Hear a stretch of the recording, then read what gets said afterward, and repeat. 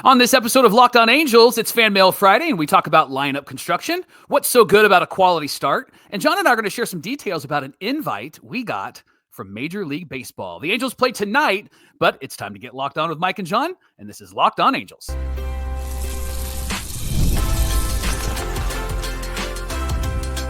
You are Locked On Angels, your daily Los Angeles Angels podcast. Part of the Locked On Podcast Network, your team every day. Thanks for making Locked On Angels your first listen of the day. You can find us anywhere you get your podcasts, including Apple Podcasts, Spotify, and SiriusXM by searching Locked On Angels. And if you'd like to get back to the Super Halo Bros for all the Super Halo content, here's some things that you can do. Leave us a rate and a review on Apple Podcasts. Thank you to those that have done that recently. And if you're watching on YouTube, hit that thumbs up button. And if you're not subscribed, what are you waiting for? Time to subscribe and become a Locked On Everydayer. And whether you're watching or listening, come over to YouTube and leave a comment. It's one of the best ways to get in touch with us and be a part of the conversation.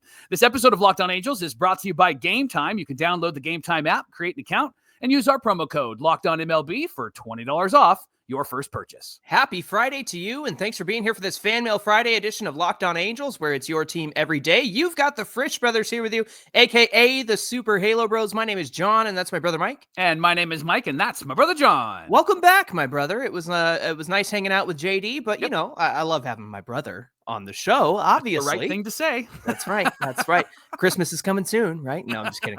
That's not true. No. Hey, we're here 5 days a week talking Angels baseball with you Monday through Friday, every single weekday. In addition to on the YouTube channel and in our podcast feed, Gavin Carlson hosting a tremendous post-cast show after every game. And he's working hard out there, right? He's doing the show at work. He's doing the show after every game. Like, give it up for Gavin, everybody. So thanks for everybody joining him over there during the postcast. And we'll all get together. Some people were saying, like, are you guys all going to get together? 3 of you? Yes, we'll definitely do that. On today's show, it's a Fan Mail Friday. You guys had some great questions for us. And Mike and I have some details about a special invite we got from Major League Baseball. But before we get to that, Mike, let's get into some questions about the lineup, some questions about particular performances and how the Angels should go about handling those things. Yeah, let's start with the first one from YouTube. James Pack asked this question. Our bowling buddy. He's our bowling buddy. He's a great dude. What do you think about the current lineup construction with Ward, Rengifo, Trout, Soler, Moncada, Shawnoel, a combination of Ohapi or d'Arnaud, Adele, and then shortstop for the long run? Would you guys change anything from 1 to 9, especially when Neto comes back? Excited for the new season with you guys and for our Angels. They seem to be moving in the right direction. John, what do you think about the lineup construction that James is curious about? I don't mind the way the lineup has been shaping up lately, especially with Rengifo in that 2 spot. Mike, I think that Shawnoel has performed well lower in the order. And we've seen the difference that having Rengifo up there makes. I know he went 0 for 4 with 2 Ks on Wednesday. That's not a typical Rengifo performance. And Shawnoel's bat feels like it's starting to come around, and we're seeing a little bit less of the ground balls to right, hitting some stuff the other way for a change. And so I think that a safe spot for him is that number 7 spot. So I actually do like this lineup that they've been running out right now, and especially with shortstop being in flux until Zach Neto gets back. I don't think it's a bad thing to have them be number 9, especially with Adele at 8. You got some speed there when he gets on base as well. And if Ohapi or d'Arnaud get on base, if Ohapi's not hitting grand slams, you have Ohapi on base, you have d'Arnaud on base, and then Joe Adele always has the potential for some gap power or hitting it out of the park. Mike, I want to throw this at you. When Neto comes back, I feel like he'd be a great number 5, but what do you think? Yeah, that's what Wash said. He's going to put him at number 5. John, I anticipate that when Neto comes back, they're not going to put him at 5 just yet. Yeah, that makes sense. I anticipate Neto being maybe number 9. Yeah. And the reason why is because they want to get him some at-bats. I know he's got some minor league at-bats happening right now. Went 1 for 6 the other night. But I think that maybe they start him kind of low. And then once he gets a few at-bats under his belt, they move him to number 5. And honestly, John, I would just slot everybody down 1, which means Joe Adele's batting 9th. And here's why I like that. Joe Adele is fast. He's great on base, right? And if he can get his swing to come around, and so far he's had a pretty good start to the season, I think having him at number 9 for right now could actually be a great potential, powerful impactful lineup because you have a great bat at number 9. You have a quick runner at number 9, and you're not able to just skip over guys because you know that you have the next guy coming. Now, that may not be for the long term, but I'm not actually opposed to that. And if you don't want Adele at number 9, I'm actually okay with putting Shonawell there because I think that also with Shonawell, the left-handed bat, I don't know if I want him following Moncada with a right-hander on the mound. And so I would move those pieces around until Zach Neto is good for that number 5 spot. But then he was really great at number 2. I don't know if Wash is going to move Rengifo out of number 2. I think he likes him there, especially if he wants that to be a bunting and moving runners over position. That's not the kind of bat that Zach Neto has. You could even argue it's not the kind of bat that Rengifo has. That's another conversation. But I think I would start Neto number 9, move him to number 5, and then I would maybe mix and match the last 3 positions in this lineup with Shonawell, O'Hoppe, and Adele.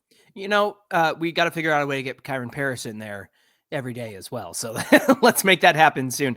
Mike Ruben Rosas on Instagram said, "Hey guys, quick question. How worried should we be with Mike Trout?" What do you say? Not worried at all. And here's why. He is doing what Mike Trout did in years past. He had a bit of a slow start. He started a bit faster in years past when he was younger, but Trout needs 80 to 90 at bats to get going. But here's what I love about it. He's got, as of this recording, 5 RBIs and a home run. Remember last year, 10 home runs and 19 RBIs. People were not getting on in front of him, or he was hitting a lot of solo home runs. Johnny's knocking in runs in the traditional sense, sacrifice flies, and that's what you want.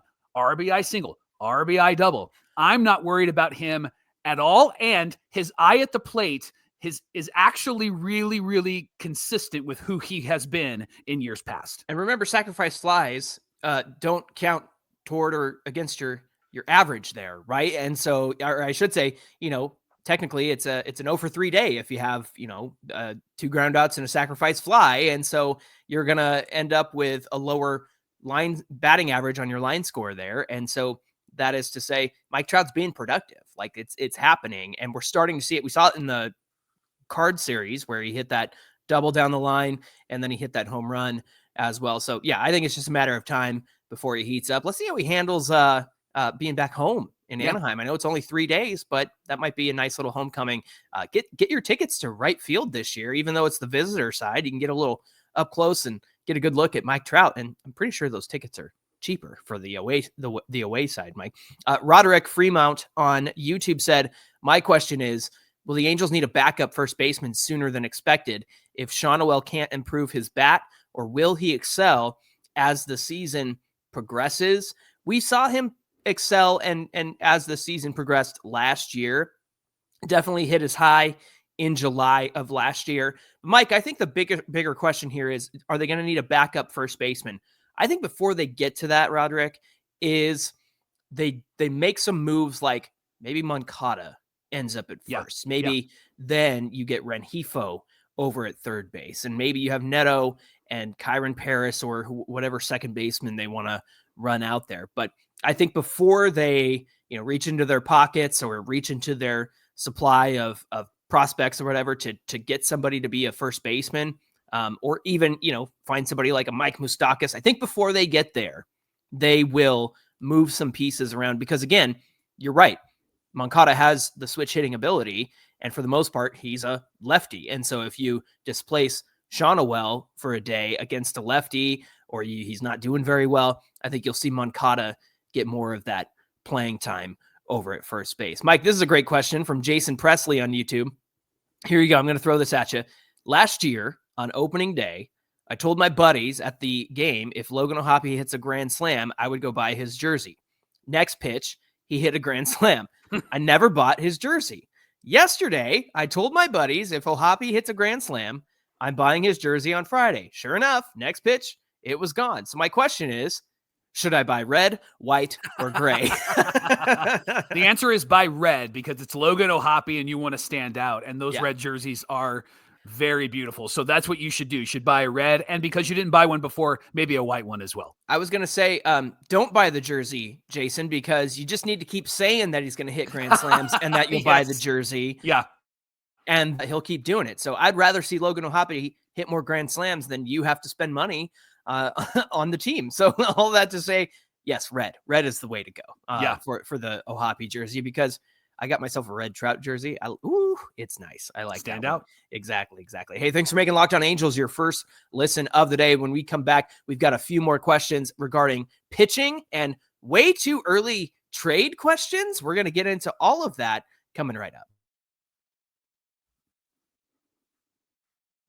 Get the supplies that you need from the site that's made for skilled trades. It's supplyhouse.com. Whether you're into plumbing, HVAC, or electrical work, Supply House is the reliable way to order products online. Their easy-to-use website is packed with helpful resources and the latest product info to help you get the job done right. Plus, with a complete inventory of over 200,000 parts and 400 plus top brands, you're going to find exactly what you need delivered fast from coast to coast. And if you need help with an order, Supply House offers expert support and industry-leading service so that you can talk to a real person every single time. And if you're a trade pro looking for an extra edge, their free Trade Master program with Supply House offers exclusive perks like a dedicated phone line, free shipping, and discounts on every order. Thousands of skilled professionals are already taking advantage of this, and now it's your turn. Join the Trade Master program today at supplyhouse.com/TM, and you can order plumbing, HVAC, and electrical supplies with just a few clicks, and then use our promo code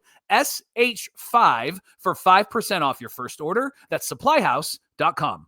And today's show is brought to you by our friends at Just Ingredients. When it comes to fueling your body, the quality of what you put in there matters. And that's why Just Ingredients is changing the game with clean, high energy, high quality products designed to support better health and peak performance. Just Ingredients offers an NSF certified line of protein powder, electrolytes, pre-workout, and creatine. They're all rigorously tested to ensure they're free from substances banned by major athletic organizations. Just Ingredients has also partnered with two-time MVP Bryce Harper. You guys might know who that is. He trusts their NSF certified sports line to fuel his body in his training and recovery. Just Ingredients prioritizes wholesome, nourishing ingredients without the artificial junk. So whether you're recovering after a workout or you need a little energy boost, maybe it's that 2:00 in the afternoon lull while you're at work, their grass-fed whey protein and pre-workout deliver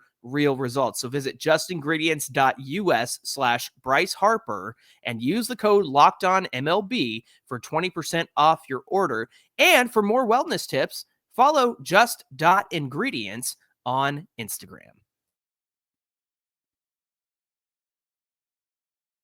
This is the Locked On Podcast Network, where it's your team every day. And thanks for making Locked On Angels your first listen of the day. And thanks for your questions. It's Fan Mail Friday, the first Fan Mail Friday of the regular season in 2025. John, we got some pitching questions here. Mark Smith on YouTube asked this question: why do people focus in on the quality start stat, at least as it's currently defined? 6 innings with 3 earned runs is not a quality start. It's a 4.50 ERA. John, talk to Mark about this. Well, Mark, I think you're 100% right. Yeah, when you look at it and break it down, it's a 4.50 ERA. Not great, right? And that's not something you want to see. However, when you zoom out and look at it in the context of the game, if your pitcher has only surrendered 3 runs over that 6 innings, they give you a chance to stay in the game. I mean, obviously, this is a very old stat. It's I wouldn't say outdated, but I think it's kind of there. There are certainly metrics that are better to look at than a quality start. But I think why it's significant is because you look at something like Yusei Kikuchi did on Wednesday. Again, the 6 innings, 3 earned runs, quality start. Unfortunately, the Angels surrendered the lead later in the game, but they were in it, right? They were in it the entire time. I know it was 3-1, and then Ohapi hits the grand slam. I guess the best way to consider a quality start is to essentially say, was it the pitcher's fault that the Angels didn't stay in this game?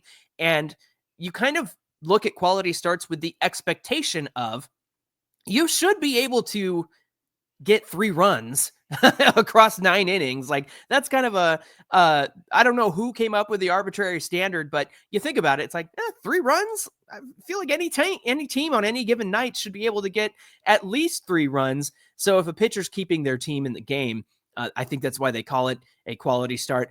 I think you're right, though, Mark. It's antiquated in a sense, Sure. and so there are certainly better things to look at.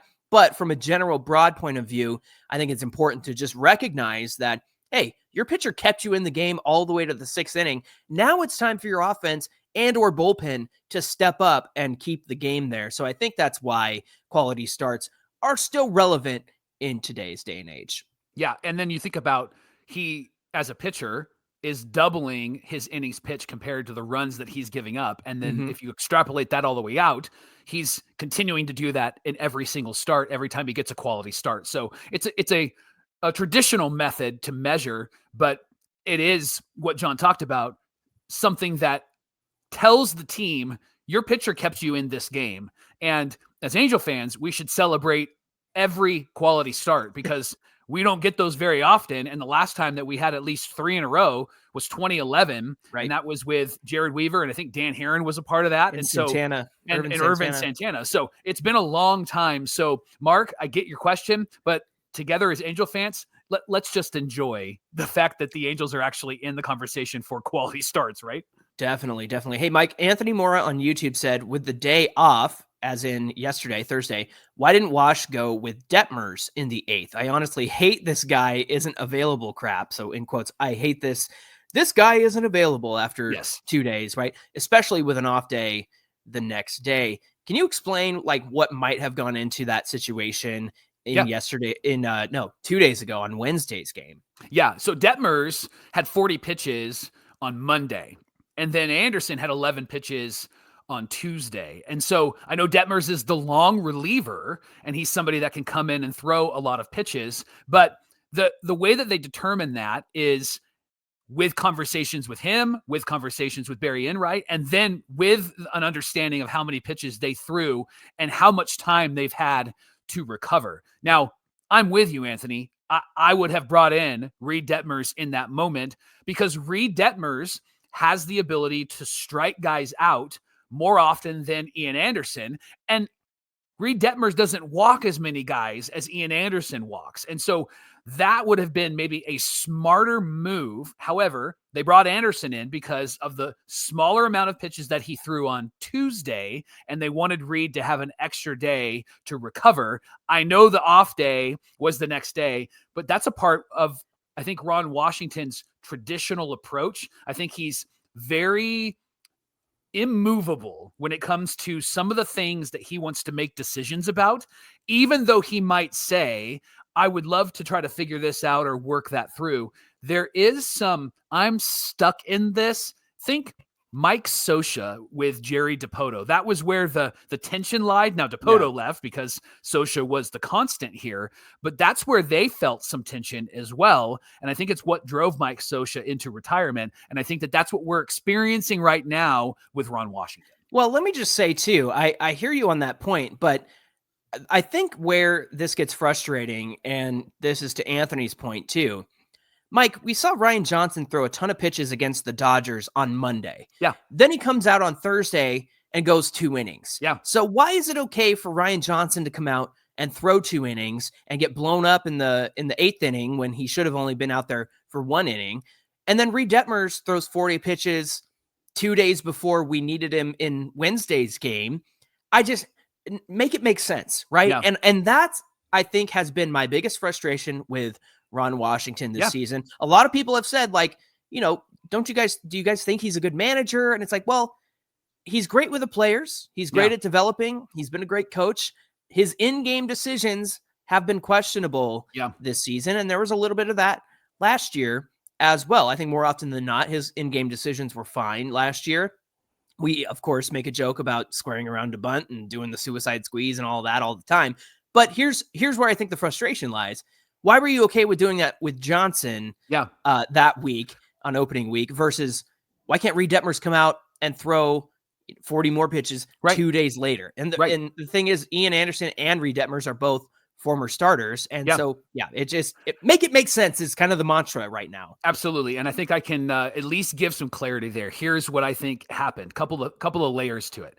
One, it was spring training versus the regular season. And so I think, honestly, Wash hit the reset button on the Nintendo Entertainment System. I think he hit the reset button and they went, right? 2, there was a day off before they played. So I think in his mind, it reset everything. 3, and I think that this one's legitimate. it goes to show who Ron Washington already has trust in and who Ron Washington is struggling to trust. And I think that that's really what it boiled down to. I don't think that he was super confident that Reed Detmers, with the mentality that he has right now, was going to be able to handle himself in that situation. And Wash knows Ian Anderson from being in the Braves organization. And so I think he went with the guy he trusts. And I think he trusts Ryan Johnson. And I think he trusts Ian Anderson. And I think he is very delicate with Reed Detmers. Mike, we have two questions here. Emmanuel Monzon and Chomby Music on Instagram. Let's start with Emmanuel. He said, if we're buyers, what do we need more? One starter or 1 to 2 top relievers? And then Chomby Music said, any chance the Angels could trade for another decent relief arm to solidify the back end of the bullpen? Do you see anything, any needs in terms of pitching? And do you think it's too early to talk about it? What do you say? I think it's way too early to talk about it, but let's talk about it just because it's fun, right? So if we're buyers, what do we need more? I think that you would probably want to go and get 1 or 2 top relievers. And here's why. Because what we saw from the Dodgers last season as they went through the playoffs, it wasn't their starters that won the games for them. It was their bullpen. Their bullpen came in and they were strong. And that's going to be the thing that's going to carry this team through the playoffs, if they even make the playoffs, right? And so that's what I would, John believes that. And I'm glad that you're confident in that. So I would go and get maybe 1 or 2 top relievers. And then for Chomby Music's question, any chance the Angels could trade for another decent relief arm to solidify the back end of the bullpen? I think that's going to be their focus if they are in contention anywhere close at the trade deadline. Well, and they'll get Robert Stevenson back around the trade deadline as well. So it might be something that they might turn to him as their, big acquisition or what have you. And then I love this name. Daniel Noodles on Instagram said, if the Angels are 500 at the trade deadline, do you still sell? What do you say? I think it depends on how close you are to the West lead and how close you are to that third wild card spot. I don't think the 500 record is what's going to determine that. I think even if they're maybe a game or 2 under, but they're 2 games out of the third wild card spot or 3 games out of the West, then maybe you hold on and you go and sell. The other thing that I would evaluate if I'm Perry Manassian is momentum. Does this team have the ability to put some wins together? And what we saw early on is they won 4 in a row. So if they can have pockets of 4 to 5, maybe 6-game winning streaks, John, that's going to be an indication for me as a fan that they shouldn't sell, they should buy, even if they're at 500 at the trade deadline. This team has not done that in the last few years. Right. They've not had runs of winning streaks, and that's what they need to do. They need to win series, but they also need to put some wins together over a multiple count of series. Yeah. And they haven't done that over the last few years. So I would really evaluate momentum that way on if I'm the GM, if I'm going to buy or if I'm going to sell. Yeah. And I think another consideration to make is, what does your schedule look like versus the rest of, who's in contention? If you're sitting at 500 and you see that you've got an easier schedule than perhaps the Rangers or the Mariners or somebody in the wild card like the Royals, then you consider, all right, what's our path to the playoffs? We kind of talked about that preseason of, hey, realistically, if we were to actually sit down and do the math, what does a playoff spot look like for not just the Angels, but any team hoping to get in there in the AL West and through the wild card? And we had to evaluate legitimately what it would take. And you and I both landed on about 88, 89 wins to get it done for either the AL West or possibly a wild card spot. And so I think if you're 500 at the deadline, you kind of have to have that conversation again. All right, what's the path forward look like? Who's succeeding? Who's falling apart? Did the Rangers lose Corey Seager and that's going to impact them the rest of the way? So there's still a lot of unanswered questions out there to be answered. And I think if they are 500 at the deadline, you and I will be having a very similar conversation. And I think one other factor in all of this is that we have to have a winning record at the end of every month. And when if we talk about being contenders at all, right? And we're not, you said contender-ish the other day, and you got a lot of everydayers kind of like, what are you saying contender for? Right? Like John put ish. John put ish. Did nobody see the tongue in cheek on that yes, one? yeah.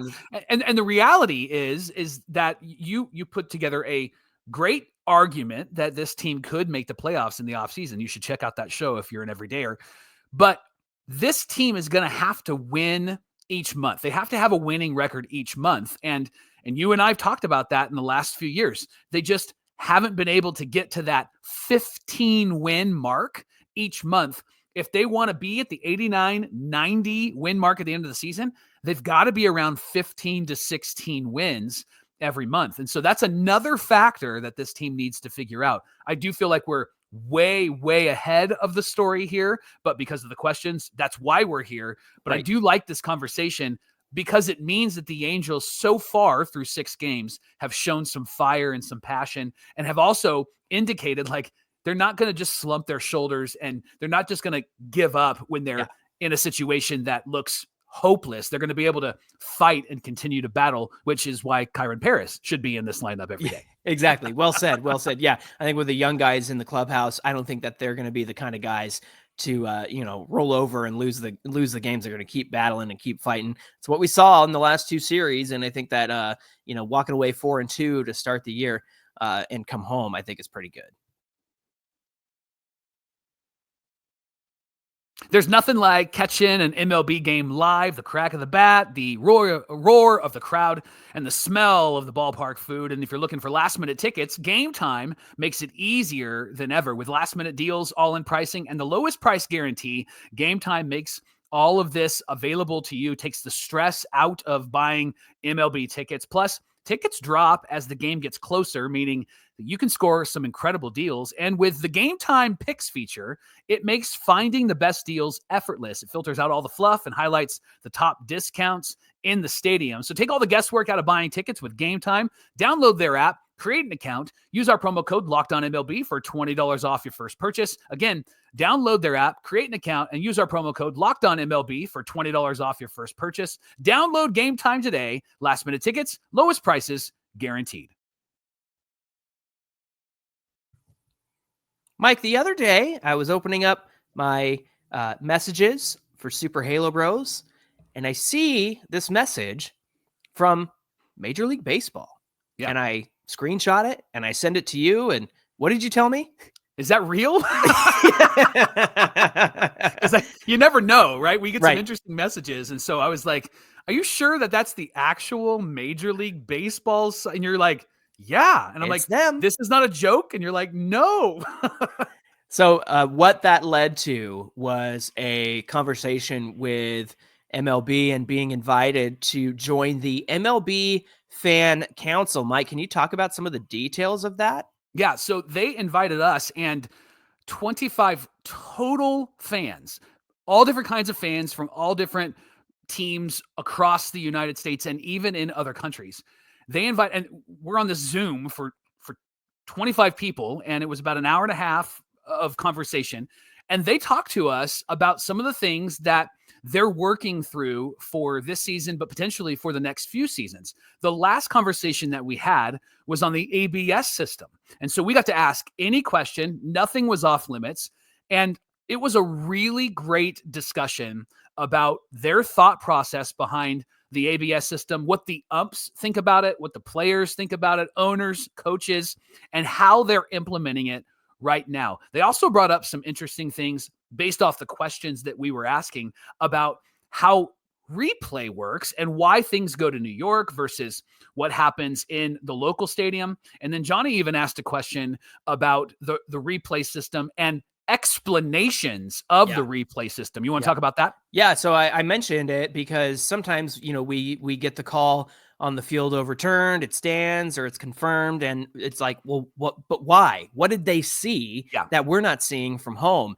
And the good news is, Mike, is that's actually something that they're going to be, I guess you could say, negotiating, because all of these things have to be part of, bargaining agreements between unions and whatnot, and just how far they're going to take explanations. And they mentioned to us that, when you get into the conversation about explanations, there's a lot of nuance to where it's like, okay, well then do we need to explain all this, or do we Yeah. explain this much in this direction? So all of that to say, just so you know, it's been really cool to be part of a group that was invited as fans, as hardcore baseball fans, to have influence and input and suggestions for what Major League Baseball is doing. Remember a few months ago, Rob Manfred talked about the golden at bat, right? You know, you can bring up whoever you want in a certain moment of the game and da da da da da.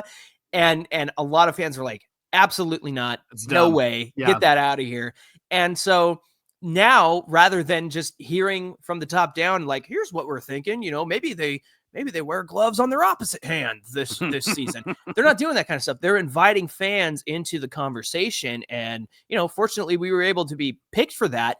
And the good news is that eventually down the line, you can apply to be part of the fan council in the future. I think that's where things are headed. But with that said, they gave us permission to discuss what we've discussed in the fan council meetings. And so we wanted to share that with our everydayers, and not just share it with you, but also ask you, our everydayers, your thoughts on rules, your thoughts on on-field stuff, and your thoughts on, you know, replay and ABS and all of that sort of thing, because then we can be kind of the conduit to bring that to the fan council. Of course, Mike and I came in with our own questions and ideas and thoughts and things like that. And then once they told us, gave us the go ahead to discuss it, we were like, hey, let's bring this to our everydayers, and let's have them, you know, if they've got things that they would like MLB to hear about, well, this is your chance. And Mike and I will do our best to bring that forward. So yeah, a lot of fun, a great meeting. And it was really great seeing other people who are passionate about baseball asking really good questions. It was the best Zoom call I think I've ever been on. And we've all been on a lot of Zoom calls since 2020. And I can say that without a doubt, this was the best Zoom call that I've been on, because it was a lot of like-minded fans who all had great opinions, you know, for ABS, not for ABS. Mike, we even talked about full-on ABS, aka robo-umps, and how people felt about that one as well. And you know, for you and me, we're kind of against going the full distance on robo-umps, but there was a fan in there that actually made a pretty good argument for you know, why they have it. So just a lot of listening and learning and that sort of thing going on. So again, we want to offer, you know, our ears to you. And if you have anything that you've ever wanted to communicate to MLB, well, now's your chance. And the Halo Bros are here for you. And we just wanted to pass that along to our everydayers. Hey, thanks for making Locked On Angels your first listen of the day. Now, the Angels are playing tonight, and you can catch every Angels game this season with the help of FanDuel. Just head to their website, FanDuelSportsNetwork.com/packages. There you're going to get a full and complete access to our Halos for just $19.99 a month. But if you head there today, use this promo code, baseball30, you're going to get a 30-day extended free trial. So head to FanDuelSportsNetwork.com. Use the promo code baseball30. Get 30 free days watching your Halos. And then after that 30 days is up, it's just $19.99 per month. It expires on May 2nd. So do this before May 2nd. And you can actually cancel anytime during the free trial to avoid charges. Eligibility restrictions do apply. So again, head to FanDuelSportsNetwork.com/packages and watch your Halos every single day. Hey, be sure you give us a follow on Twitter at Locked On Angels and at Super Halo Bros on Twitter and Instagram. Whether you're watching or listening, come on over to today's show on YouTube, get in the comments section. I promise we'll do our best to try to respond to everybody. That's our everyday goal. And you know, as life dictates, we do our best some days, and some days I'm like, man, I really got to get to those comments because they're just hanging there. So I never mean to leave you hanging. It's always great conversing with you guys. Mike, when we come back on Monday, what are we going to be talking about? Feels like a big weekend for the Halos as they play the Guardians, right? Guardians are a good team. We're finally at home. Then we go back out on the road again, right? So this is going to be a really, I think, pivotal weekend. So we have a lot to discuss on Monday: stats, metrics, details, and if our team is contender-ish. We're going to talk about that on Monday on Locked On Angels. Don't say that. You're going to get raked over the coals there. All right, friends, we hope you have a great weekend. Again, don't forget to join Gavin after every Angels game here on YouTube. He's going live and join other everydayers as well. Hey, we appreciate you being here. Until Monday's show, my name is John, and that's my brother Mike. And my name is Mike, and that's my brother John. Have a great weekend, and we'll see you back here on Monday. Big weekend. Is J-Ram playing? Because He he's is. playing. The wrist is not an issue now. Oh, great.